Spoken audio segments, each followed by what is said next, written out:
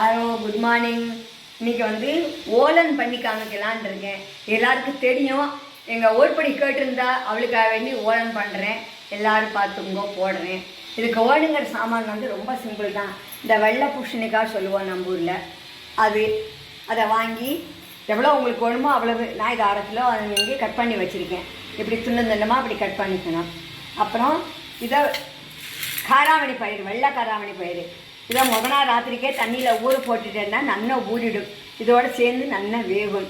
அது கொஞ்சம் ஒரு இவ்வளோ போடும், ஒரு கரண்டி போட்டுட்டா போடும் உங்களுக்கு தேவையான அளவுக்கு. இது கருவேப்பிலை, இது பச்சை மிளகாயை நல்லா ஸ்ப்ளிட் பண்ணி வச்சுருக்கேன். வேணுங்கிற உரப்புக்கு நான் இப்போ 4 போடுறேன். உங்களுக்கு வேணுன்னா கூட 2 போட்டுக்கலாம்.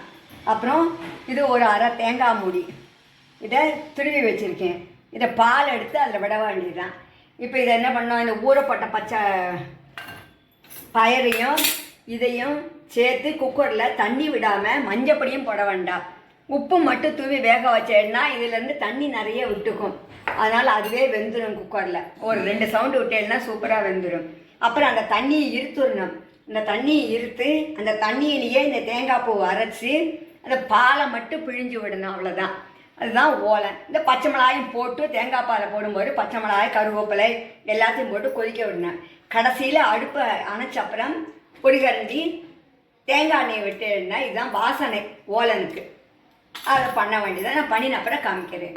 இந்த பூசணிக்காயோட நறுக்கும் போதே இந்த 2 சேப்பாங்க தொலி எடுத்து இந்த மாதிரி வட்ட வட்டமாக நறுக்கி போட்டேன்னா சேர்ந்துக்கும். நீங்கள் இது ஒயிட் பம்கின், இந்த ஒயிட் பம்கின் கூட வேணும்னா பாதி எல்லோ பம்கின்னும் போட்டுக்கலாம். அது கொஞ்சம் திடிப்பாக இருக்கும், அதனால் அதுவும் போட்டுக்கலாம். ஏதோ வெந்தாச்சு, நல்லா தண்ணியே விடாமல் பாருங்க, வெந்தாச்சு. இந்த தண்ணியை இருத்து இந்த அரை மூடி தேங்காயை அரைச்சி பால் எடுத்திருக்கேன். இப்போ இதை விட்டு கொதிக்க வைக்க வேண்டியதான். வெந்தாச்சு. வெந்ததில் உப்பு போட்டாச்சு, உப்பு போட்டு வெந்தாச்சு. இந்த தேங்காய் பாலை இதில் விட்டுட்டு ரொம்ப நாளைக்கு கொதிக்க வைக்கப்படாது. தேங்காய் பால் விட்டால் ரொம்ப நாளைக்கு கொதிக்கப்படாது. உங்களுக்கு அப்படி ரொம்ப தண்ணியாக இருந்ததுன்னா 1 ஸ்பூன் அரிசி மாவு போட்டுக்கலாம். அந்த தேங்காய் பாலையே போட்டு கலக்கி கொதிக்க வைக்கலாம், நல்லாயிருக்கும். தேங்காய் பால் எல்லாம் விட்டாச்சு, ரொம்ப கொதிக்கப்படாது.